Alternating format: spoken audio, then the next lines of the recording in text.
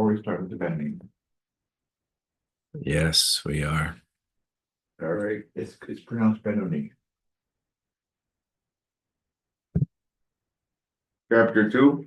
Nope. So basically, the Alter Rebbe is setting, Welcome, folks. he's setting the bar.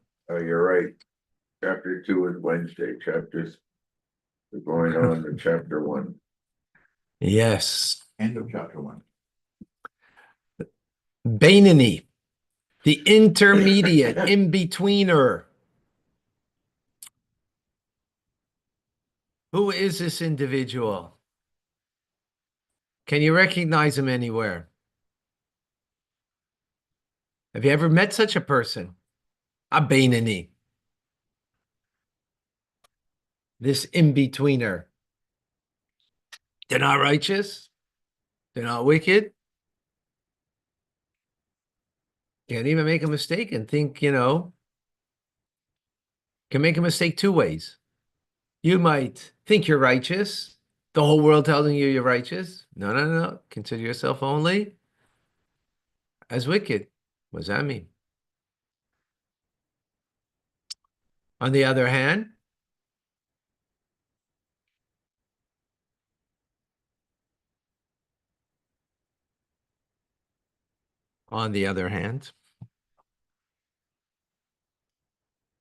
what does it mean, righteous? How do we understand that? So we're going to learn completely about the righteous in chapter 10 to have a full understanding. But we will get a glimpse into it now. And we'll get a glimpse also into what is this Bainani? Because we see some kind of contradictions in various texts from the sages. So how do we appreciate this? A good friend of mine, who, when he came to Judaism, it was not through Chabad, it was through the Boston Rebbe, blessed memory. And after he learned Tanya, he came to him and he said, "You're not a tzaddik of what Tanya says." He says to his teacher, "I know you could say that to me. Don't worry, because that's like not saying much." Right? But to him, it was saying much. So, well, there are different definitions about that. And yes, that there is a truth to that. Welcome to Tanya Today. I'm Rabbi Ronnie Fine, coming to you from Chabad Zurich and Kadeshim in Montreal, Canada. It's a privilege and a pleasure to share with you the Tanya. We conclude chapter 1 today. Chapter 1 is the springboard to the 52 other chapters. Yeah. Glad we have agreement over here. Yeah. I said, I'm glad we have agreement. And we are trying to explain, who is this Bainani? That Rabbah made a mistake about himself to think that he was a Bainani when he was the greatest in his generation. So he was righteous. As we will see in a moment. We'll see in a moment. Suffering.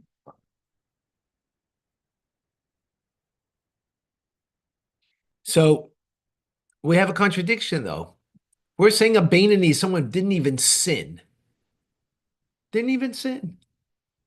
Because Rabbah couldn't make a mistake about himself because he wasn't a sinner. He had never sinned. Yeah, that leaves it all of us out. Yeah, that's why I said, who did you ever meet a Bainani? I ask you the question, right? Obviously, no, obviously not. Well, a tzaddik, we probably met a tzaddik before we met a Bainani, by the way. You did. I don't know. In any case, but the Talmud tells us, interesting, or Rambam, that a Bainani is someone who has a majority of virtues that outweighs their they're the negativity, and they're called righteous. But the Alter Rebbe explains, well, that's true, but that's only in judgment. In other words, when you're before a court, are you called righteous or wicked? So who's righteous in a court of law? Who's righteous? 50% plus one. In other words, you have more, weighing on the positive than the negative.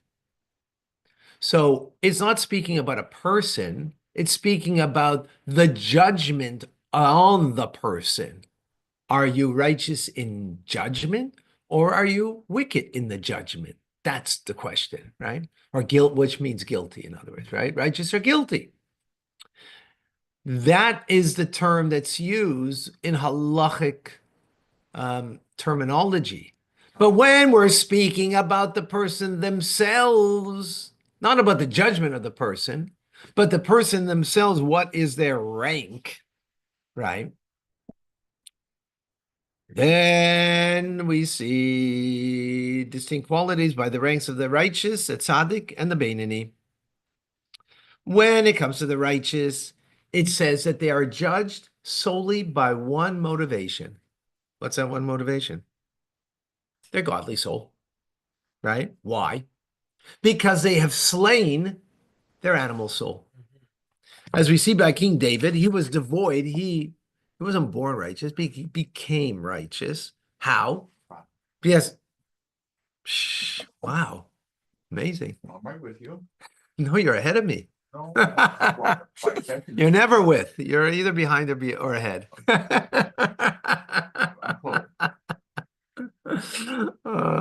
David, you're amazing. You're amazing.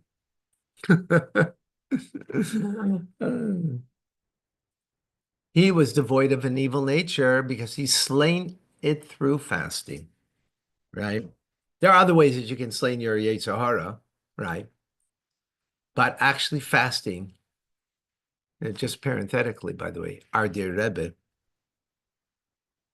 fasted before he was married, when he was married, literally every single day, except for Shabbos. Literally every single day. People didn't know that. He was so quiet about it. But how do we know? Is because it was divulged by other people who, like his mother-in-law, who got upset with him that, okay, it was already after services and evening fasting, by the way, means till the night. When we speak about fasting, we don't, Yom Kippur is a unique fast. When we're speaking about fasting, we mean during the day. The Rebbe didn't eat. Really? Yeah, almost, literally every day in his youthful years, for sure. Meaning even after being married, even in his 30s. He only ate at night. Yeah. And almost no one knew that except for his wife. Right. People didn't know that. Why is it so? Why? Because righteous people, that's how they slain their evil inclination. Right. Don't try it, by the way. None of you. Okay? Because we're not righteous and we're not meant to be righteous. Okay? Now, as a result of this, our sages say that the Almighty saw that the righteous are very few. Therefore, God planted them in every generation that there should be a few. And this is what it says. Tzaddik Yisod Elam, that the righteous, the tzaddik, is the foundation of the world. They're the foundation of the world. Okay? Okay, that's not for us. Just a reminder. Okay? However, we need the explanation now. Now we have a better idea of what the righteous is, right? There's different gradations of them. Now we're going to go to the key of this chapter. This chapter in one word is neshamis, as Reb Chaim Vital explains in the book Eitz Chaim, which is the teachings of the Arizal, right? That every Jew, whether they're righteous or wicked, they possess two souls. Now, what this means for non-Jews, I'll try to give it also has a correlation, but This is specifically speaking for Jewish people right now. Okay. But non-Jews, there's a similarity. Not precise, but there's a distinction. So as the verse says in Isaiah, Nishamas I have made. God has made souls. What do you mean souls? Don't you have a soul? Now all of a sudden you have souls? Meaning you have two souls, two life forces.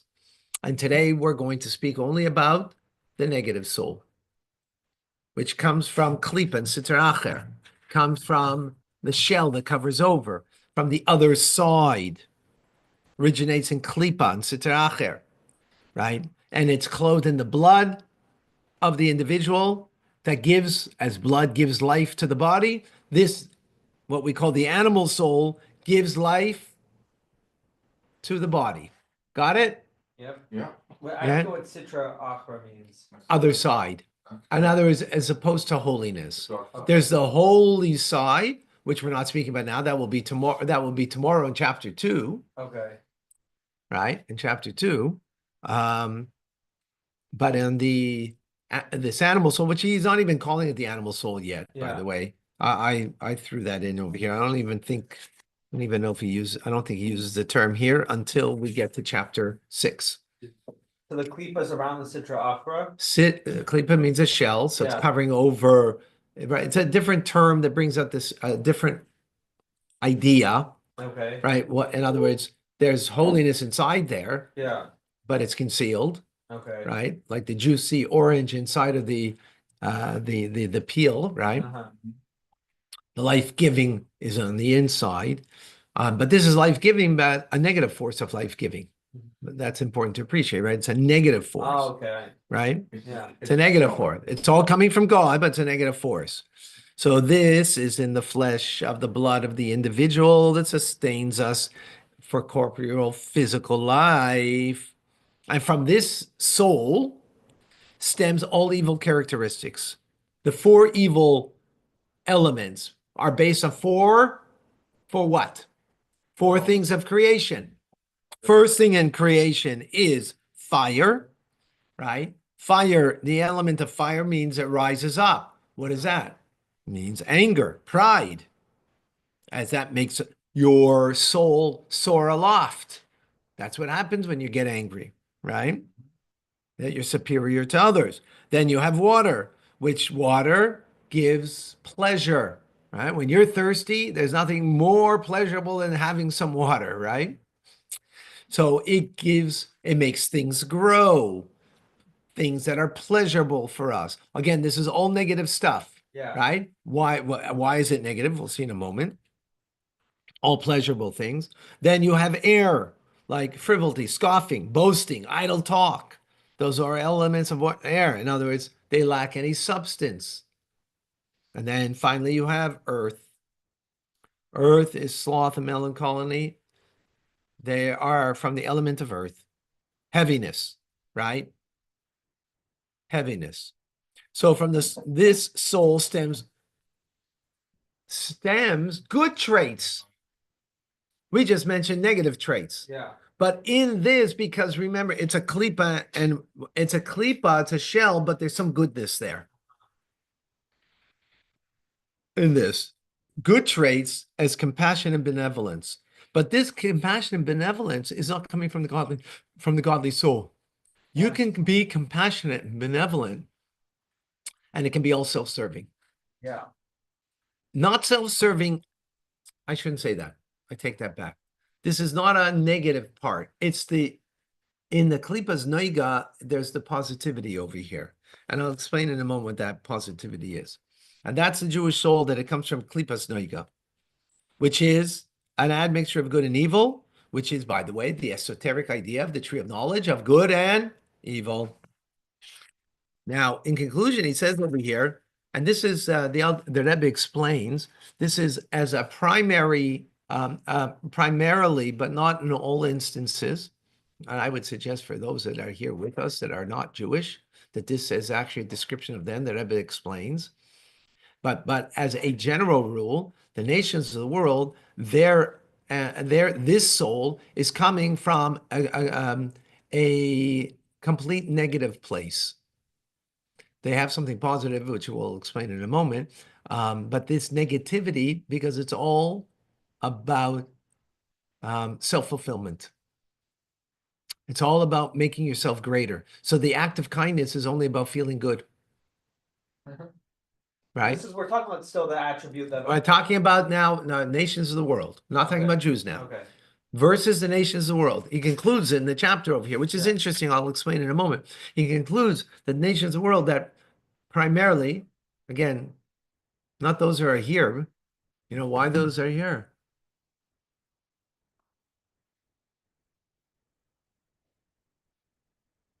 Selfish motive.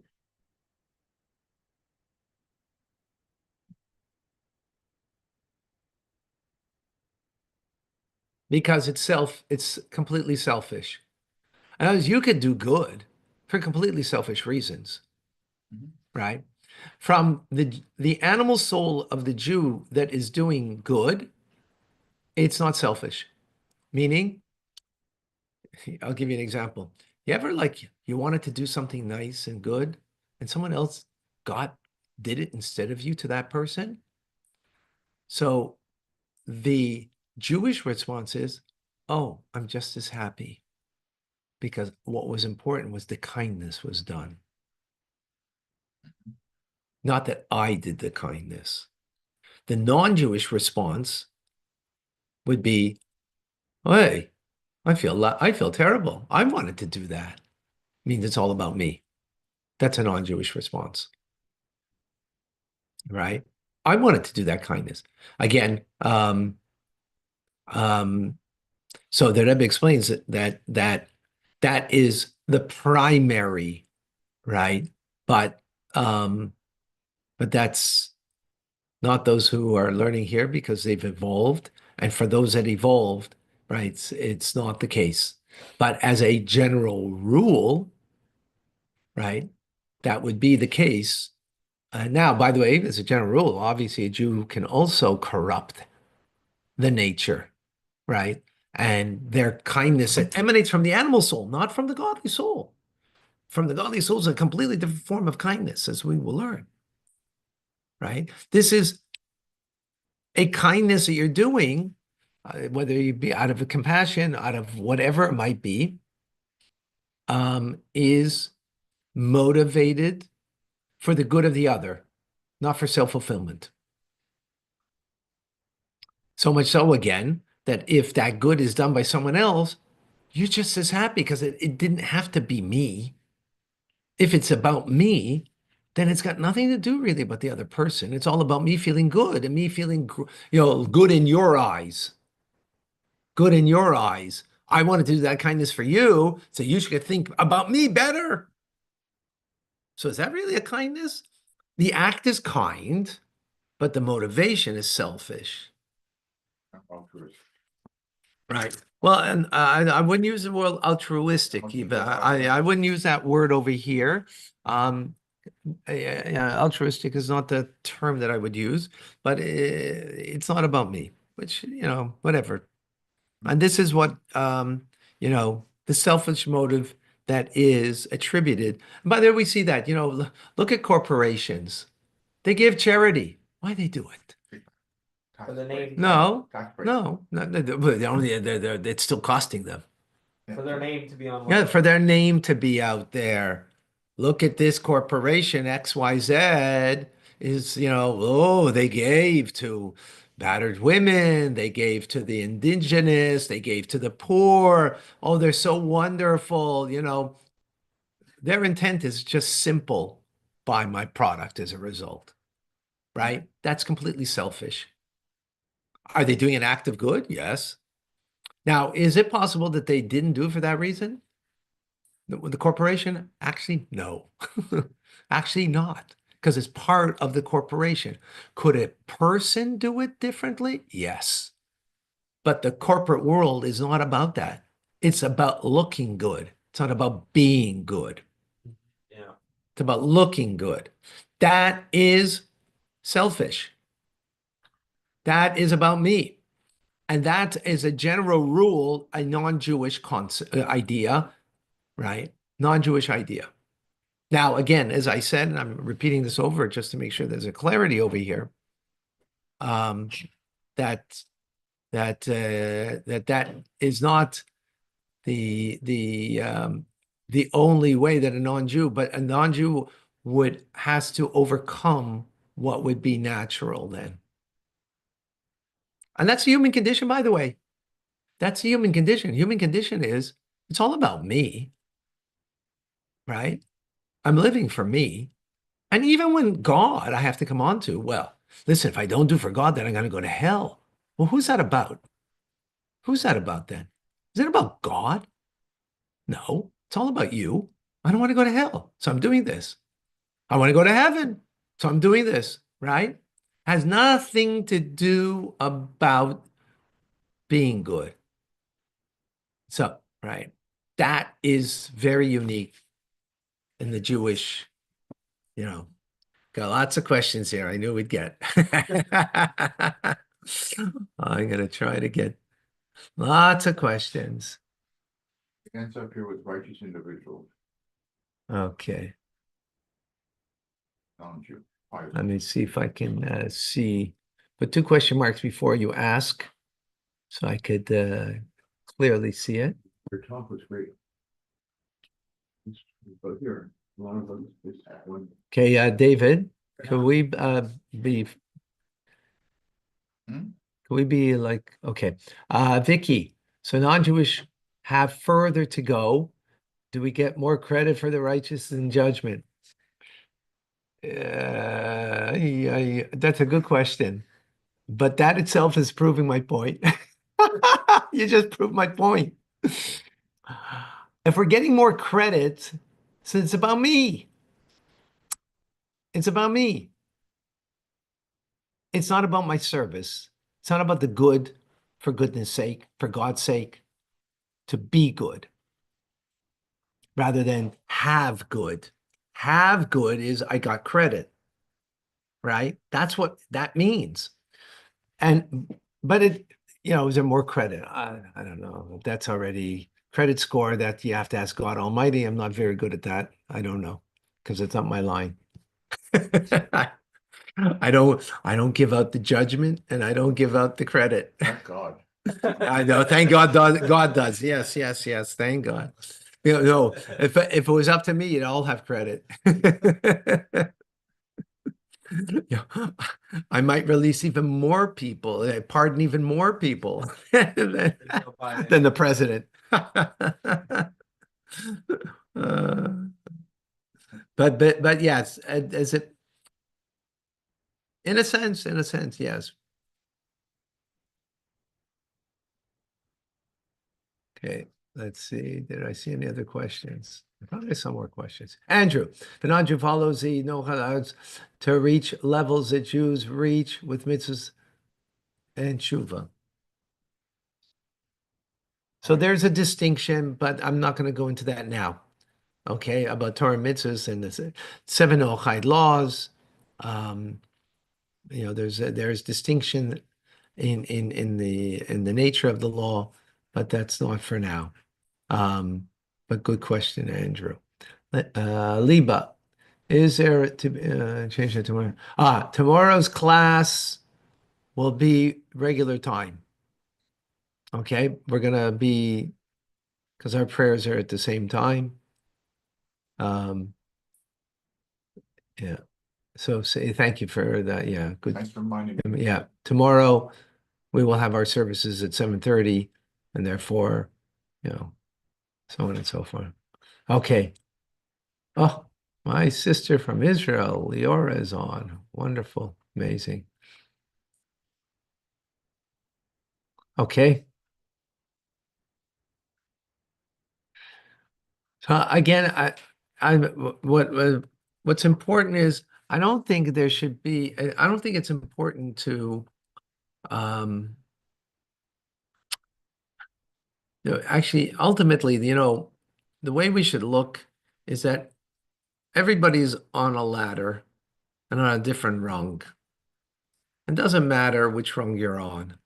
There's only one thing that matters, which direction you're going in. So you could be way up here, and if you're going down, you're down here, but you're going up. That's what's important.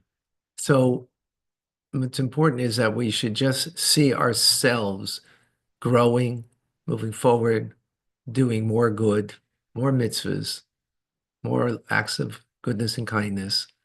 And that's what's important. Because ultimately, think of it. Think of it as a personal relationship with God, as opposed to a collective one. If it's a collective one, if it's only collective, so then of course there is, it's like, biblically a man can marry several wives. Jacob had 4 wives, right? Well, there's going to be kind of some of the jealousies there. So if we have a collective marriage with God, so there's going to be jealousies between me versus you and you versus me. But if it's a personal marriage with God Almighty, me with God, right?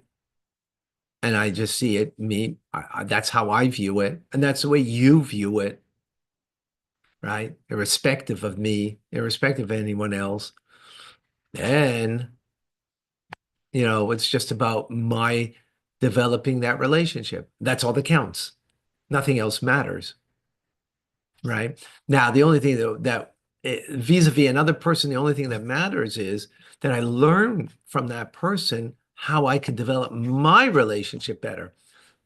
Now, I could be jealous only because, wow, they're so amazing in their relationship. Let me learn from them on how I could be better. In that sense, that's a healthy jealousy, right? That I want to learn from them. It'd be unhealthy as, hey, he's better than me. She's better than me. No, then that means you're not in a relationship with God personally, right? You're just trying to get more from God, right? So therefore, I'm jealous. But if it's not about getting more from God, but it's about the connection to God, so then I can kind of be jealous of another that they have developed a relationship better, and that jealousy will only lead to good, that I will learn from that and grow from it, which is amazing. That's amazing.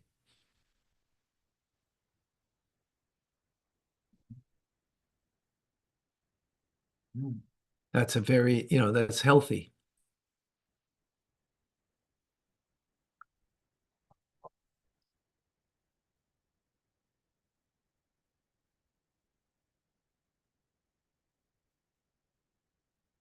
Okay.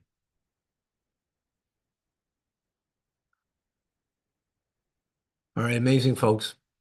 Rambam is coming up, and tomorrow we can, chapter 2, get into the divine soul.